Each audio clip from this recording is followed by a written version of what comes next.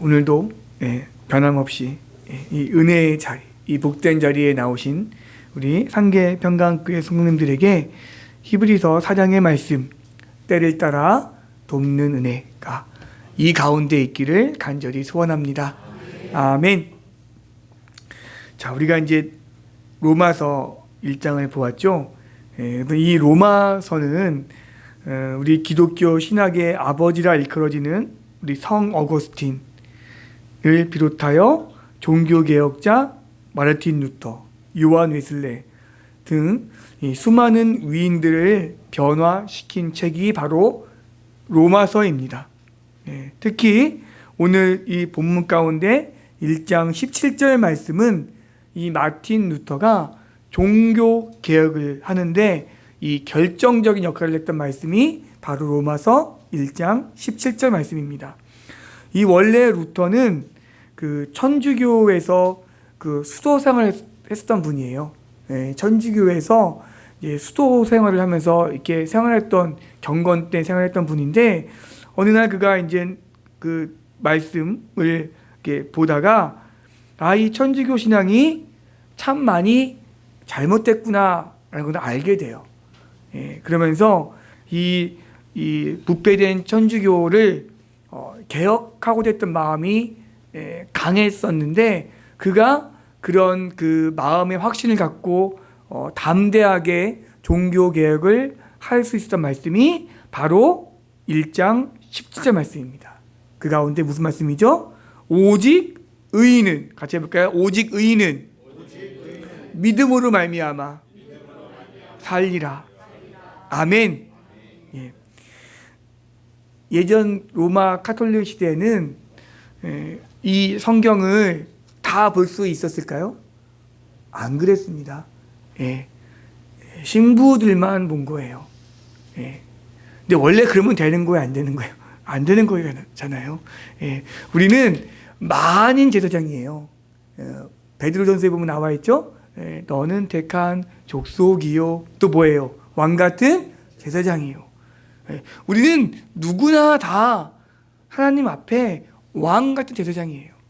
근데 이제 이 로마 카톨릭 시대에는 그 제사장 득권을 누구만 갖고 있었죠? 신부만 갖고 있었던 거예요.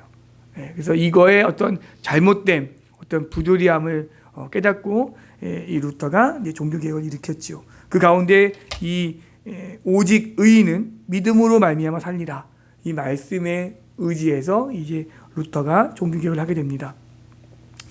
자, 이처럼 이 로마서는요, 제가 지금 이야기했던 이 성 어거스틴, 마틴 루터, 요한 웨슬러 등등 너무나 많은 신학자들이 이 로마서의 말씀을 읽고 이게 변화되는 삶을 살아갑니다. 그래서 이 많은 사람들의 생애를 변화시키고 또 기독교가 무엇인지 잘 모르는 사람들이 기독교가 뭐지? 기독교가 무엇일까? 예수가 누구지? 라고 이렇게 알아가려면 비교적 아주 쉽게 기독교가 이것이구나 라고 알 수 있는 책을 읽으라면 무엇일까요? 로마서가 되는 거예요. 이 로마서가 굉장히 기독교의 핵심적인 윤리를 잘 가르치고 있습니다. 자, 오늘 말씀이 뭐라 그랬죠? 복음의 능력. 그러면 오늘 우리가 읽은 이 두 구절 말씀에 기독교 복음이 무엇인지 우리에게 정확하게 전달하고 있습니다. 먼저 이 서론적인 말씀을 몇 가지 드린다고 하면 로마서의 저자는 누구일까요? 사도 바울이죠. 사도 바울이 주 58년경에 당시에 극심한 기근으로 고난당하던 이 유대 지역의 가난한 사람들을 돕기 위해서 해외에서 모금한 돈을 가지고 예루살렘을 방문하기 위해서 준비하면서 썼던 책이 바로 뭐예요? 로마서입니다. 특별히 이 로마서는요, 기록한 동기와 목적이 내가 언젠가는 어디에 간다? 로마에 간다. 로마에 가서 복음을 전한다는 것이 이 사도 바울의 소원이었는데 지금은 비록 가지 못하지만 내가 편지로 그곳에 있는 성도들에게 복음을 전하는 것이에요. 그것이 바로 이 로마서입니다. 이 서신을 쓴 것은 핍박과 죽음의 위험이 기다리고 있는 예루살렘 여행에 앞서 로마 교회에 또한 기도를 부탁하기 위해서 이 편지를 썼고요. 그 다음에 이 사도 바울의 계획은 로마뿐만이 아니라 로마 너머에 있는 그 스페인 전역을 다 전도시키려고 했던 그 부푼 꿈이 이 사도 바울에게 있었습니다. 이 로마서는요, 단순히 한 교회, 한 개인에게 보낸 것이 아니라 일반 서신으로 기독교 교리가 가장 체계적으로, 가장 조직적으로 잘 이렇게 정돈되어 있습니다. 그래서 신학에서 이제 조직 신학을 공부하게 되는데 그 조직 신학의 정석이 바로 이 로마서예요. 예. 기독교가 무엇인가 이해하려면 무엇을 읽어라? 로마서를 읽어라. 자, 사도 바울은 이 로마 교회 성도들에게 이 서신을 보내면서 기독교의 교리를 한마디로 이야기하고 있는데 그것이 무엇일까요? 기독교의 교리는 한마디로 무엇이다? 복음이다. 같이 해볼까요? 복음. 네, 이것이 바로 기독교의 핵심 교리예요. 복음. 복음이 무엇입니까? 복된 소식, 기쁜 소식, 좋은 소식. 예. 로마서 1장 16절, 17절 말씀을 학자들이 로마서의 축소판이라고 합니다. 왜냐하면 이 말씀 가운데 복음이 왜 중요하고 왜 복음에 이런 힘 있는 능력이 있는지, 마지막으로 왜 복음을 우리가 자랑해야 하는지, 이 모든 것이 다 여기에 나와 있어요. 복음이 왜 중요하고 복음에는 어떤 능력이 있고, 마지막으로 복음을 우리가 왜 자랑해야 하는지, 이것이 로마서 1장 16절과 17절 말씀에 나와 있습니다. 자, 그러면 이 두 구절 말씀을 우리가 한 절 한 절 보면서 깊이 묵상해 보고자 합니다. 자, 먼저 16절 말씀. 내가 복음을 부끄러워하지 아니하노니 라고 나와 있습니다. 사도 바울이 왜 처음에 이 말을 했을까요? 왜 처음에 내가 복음을 부끄러워하지 아니한다 이 말을 왜 했을까요? 세상적으로 보면은요, 이 복음을 당시에는 어떠했던 거예요? 부끄러워 했던 거예요. 예. 그러니까 이 당시에 많은 사람들이 복음을 어떻게 했다? 부끄러워했다. 그렇기 때문에 사도 바울은 첫 마디에 뭘 한 거예요? 나는 복음을 부끄러워하지 않는다라고 말한 거예요. 그러면 이 당시에 시대상이 어땠는데 왜 복음을 부끄러워했을까? 이런 복음이 부끄럽습니까? 그렇지 않죠. 예, 그렇지 않습니다. 예. 그런데 이 당시에는 왜 복음을 부끄러워했을까? 그럴 만한 이유가 있었어요. 왜냐하면 당시에 세계를 지배했던 나라가 어디예요? 로마죠. 예. 그래서 이 로마의 지배하에 있었는데 사도 바울이 이 로마에 가서 복음을 전하려면 그 당시 복음이 시작된 곳은 어디입니까? 어디였죠? 작은 나라, 유대, 그것도 예루살렘, 그것도 어디예요? 베들레헴. 그러니까 아주 작은 곳에서 복음이 시작된 거예요. 그러니까 로마에서 보면 베들레헴, 예루살렘은 어디예요? 시골이에요, 시골. 아주 촌구석. 예. 예. 서울이면 뭐 제가 태어난 곳이 괴산인데 괴산 이런 촌구석에서 시작된 거예요. 그러니까 아주 우습게 보는 거예요. 예. 우리 같은 이런 대국이 나라가 있는데 뭔 저런 조그마한 나라에서 시작된 그게 뭐 대단한 거라고. 이렇게 된 거예요. 당시 로마는 황제 숭배 사상이 있었어요. 황제 숭배. 예. 그래서 이 복음은 유대교의 이단으로 취급받았습니다. 그러니까 그냥 변방에서 그냥 이렇게 들려오는 그냥 그런 거였어요. 예. 그렇기 때문에 복음은 이렇게 전달될 확률이 이렇게 별로 없었던 거예요. 더군다나 예수가 누굽니까? 목수. 그리고 십자가에 달려 돌아가신 분. 예. 그냥 시골에서 살다가 뭐 세상을 계획하고자 막 이렇게 좀 이렇게 막 이렇게 난리치다가 그냥 십자가에 죽은 사람이야. 저 시골 예루살렘 베들레헴에서 태어난 우리 이 로마 에서는 그냥 이렇게 별 이렇게 취급 안 하던 곳이었기 때문에 이게 복음에 대해서 크게 이렇게 신경을 안 썼습니다. 그래서 로마에는 이 지식인들이 많았거든요. 그러니까 이 지식인들이 볼 때 복음은 미련한 곳으로 본 거예요.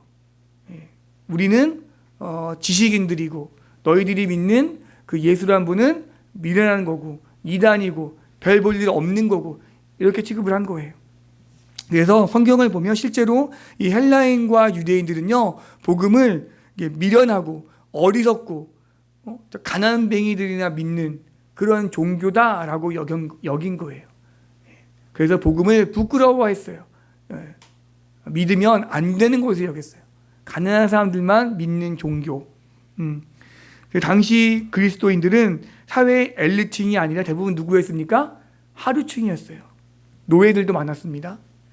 처음에 예수님의 제자들이 막 이렇게 굉장히 이렇게 사회에 잘 나간 사람들이었습니까? 아니었죠. 어부들이었고 세리 관원이었고 뭐 그랬습니다. 그래서 로마에서는 그냥 이렇게 엘리트층들은 믿지 않는 그런 종교였습니다. 대부분 서민들과 가난한 사람들이 믿었습니다. 그래서 복음을 뭐 한 거예요? 부끄러워한 거예요. 우리나라도 그랬죠.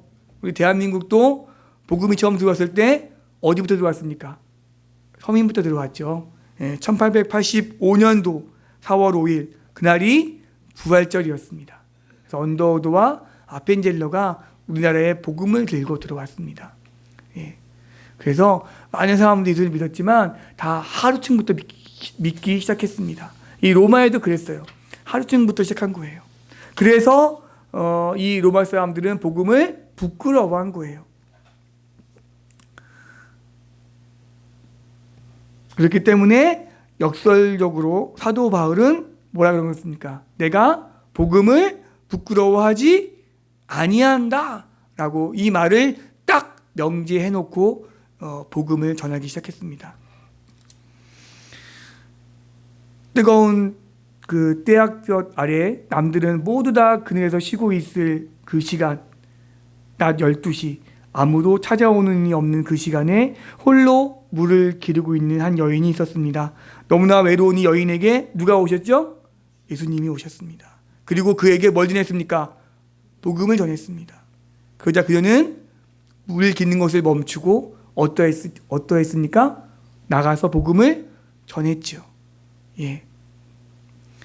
사도 바울에게, 수가성 여인에게 복음은 너무나 기쁜 소식이었습니다.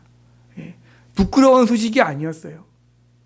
그냥 나만 믿는, 남들에게는 전하지 못하고 나만 믿는 그런 종교가 아니었어요. 이 수가성 여인이나 사도 바울에게 복음은 전해야 할 복된 소식이었습니다.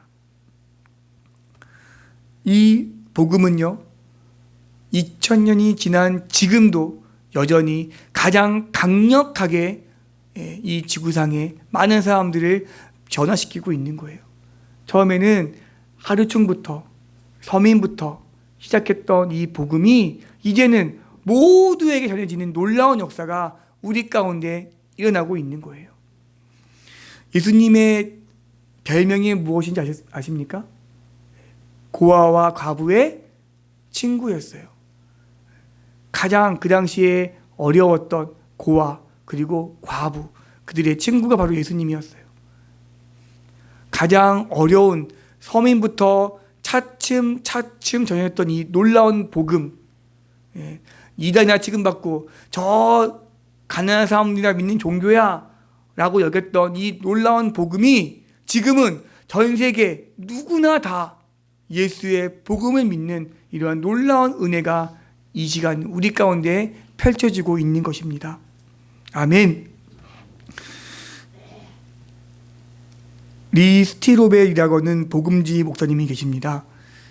그는 예수님을 믿기 전에는 예일대학교 법학 석사 학위를 받고 그 법률 담당 기자로 일을 했었습니다. 그리고 종교는 없었어요. 아주 냉소적이고 무신론자였습니다. 그랬던 그가 복음을 받아들인 거예요. 그리고 그의 마음속에 예수님을 나의 주님으로 영접했습니다. 그리고 후에 그는 목사가 되어서 세들백 교회 또 윌로우 구리 교회에 말씀을 전하면서 많은 책을 썼는데 그 가운데 특종, 믿음 사건 이런 책을 썼습니다. 근데 그 책 가운데 이런 말씀이 있어요. 하나님의 파격적인 은혜가 우리를 먼저 찾아내셨다. 하나님의 무슨 은혜요? 파격적인 은혜가 우리를 먼저 찾아냈다. 그러면서 설명을 합니다. 버림받았다고 생각하는 자, 여러 가지 중독 가운데 있는 자, 상처받은 자, 하나님의 말씀대로 살지 못하는 자, 하나님으로부터 멀리 떨어져 있는 자, 그들에게 하나님이 먼저 찾아가 준다는 거예요. 그들의 삶을 변화시키고 그들을 진정으로 사랑받는 자들이라고 깨닫게 하시는 것, 이것이 바로 하나님의 은혜다라고 그는 말합니다. 사도 바울도, 우물가의 수가성 여인도, 또 이 스티로벨 목사님도 평범한 사람들이었어요. 근데 그 가운데 하나님의 은혜가 임한 거예요. 그 은혜가 임하자 그들은 복음의 능력을 발휘하기 시작합니다. 이 땅에 하나님의 은혜가 필요하지 않은 사람은 아무도 없습니다. 복음은 모든 사람을 향해 찾아가는 거예요. 그리고 우리 모두가 예수님이 필요합니다. 아멘? 아멘.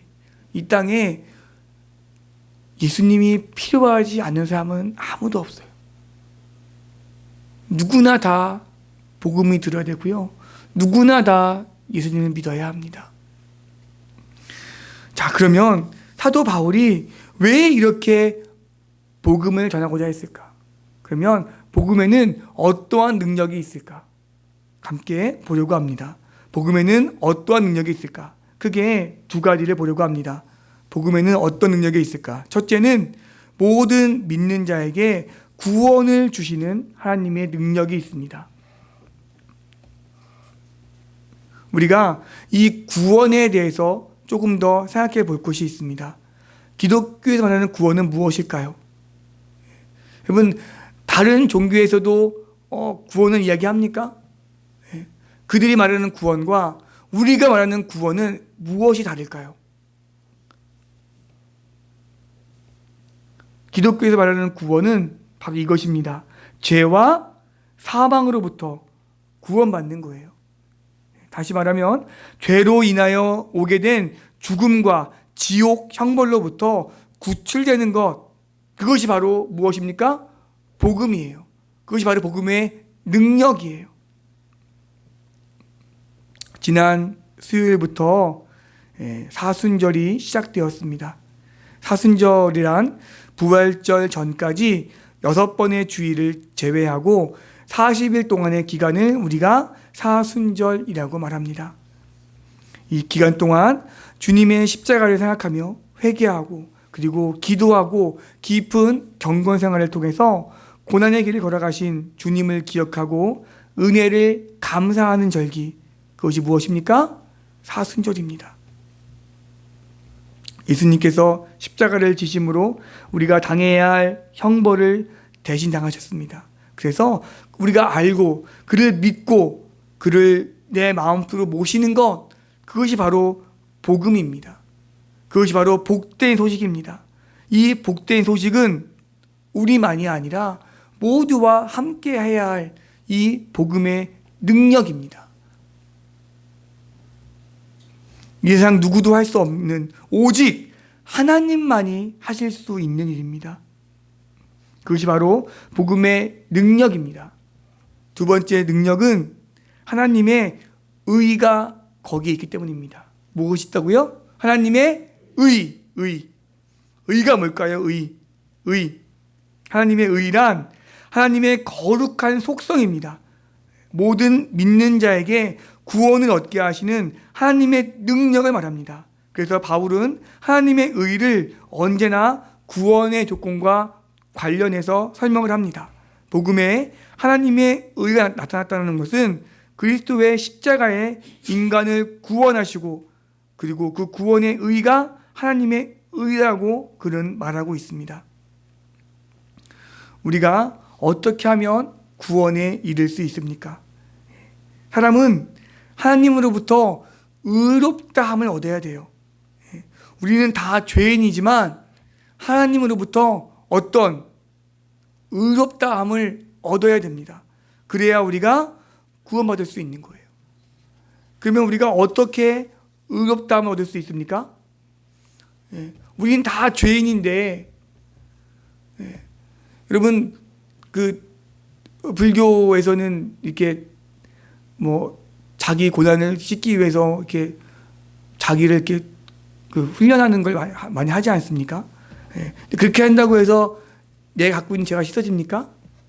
아니죠. 성경은 명확하게 말씀하고 있습니다. 오늘 말씀 조금 더 지나서 로마서 3장 28절 함께 보겠습니다. 로마서 3장 28절 말씀 함께 보겠습니다. 로마서 3장 28절 말씀 같이요. 시작. 사람이 의롭다 하심을 얻는 것은 율법이 행위에 있지 않고 믿음으로 되는 줄 우리가 인정하노라. 아멘. 여러분, 이것이 굉장히 중요한 말씀입니다. 우리는 다 죄인이고 영원히 멸망받을 수밖에 없는 그러한 인생길이지만 하나님이 우리를 의롭다 하고 여기신 이유는 바로 여기에 있는 거예요. 우리의 행위에 있지 않고 우리의 뭐에 있다고요? 믿음에 있는 거예요. 이것이 정말 중요합니다.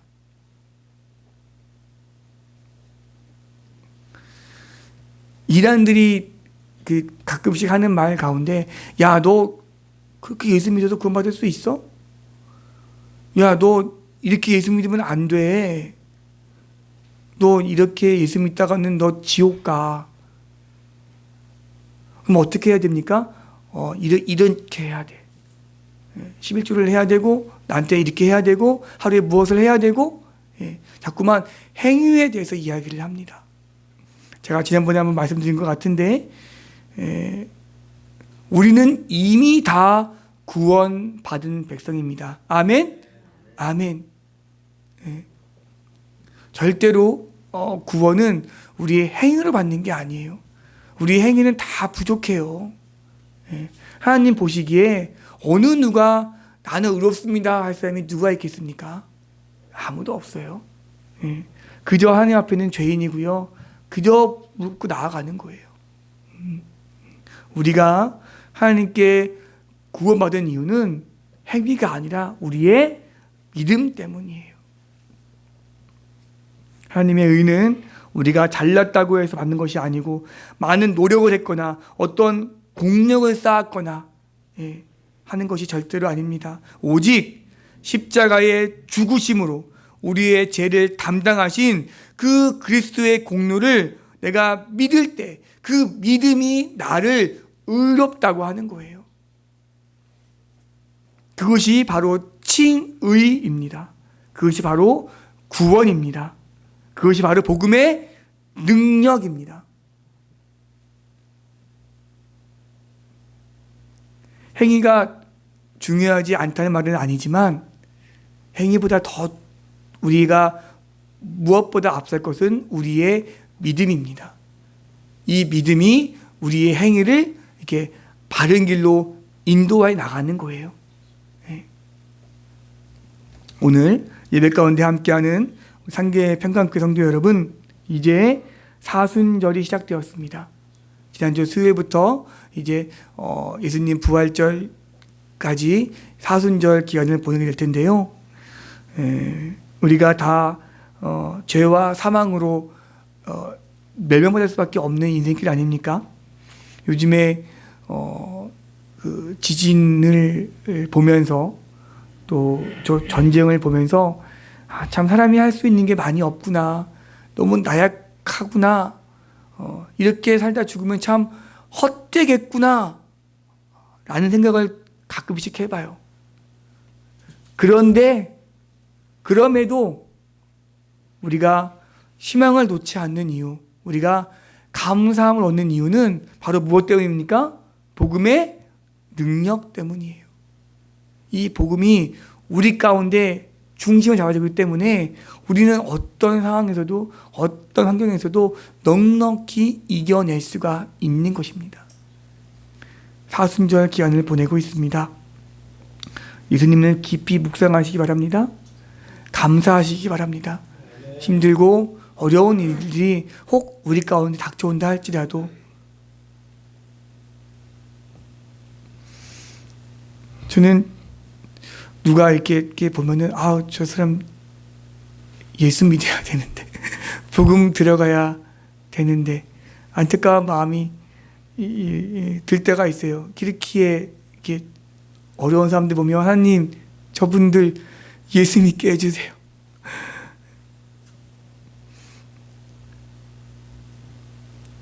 사순절 기간 더 많이 예수님을 묵상하고 또 더 많이 감사하시기 바랍니다. 내 이 보잘것없는 자를 구원하시기 위해 십자가를 지신 그 예수님을 조금 더 깊이 묵상하는 사순절 기간 되시기를 바랍니다. 믿음과 긍지로 감사함으로 이번 사순절을 보내는 우리 상계 평강교회 모든 성도님들 되시기를 주님의 이름으로 축원합니다. 기도하겠습니다.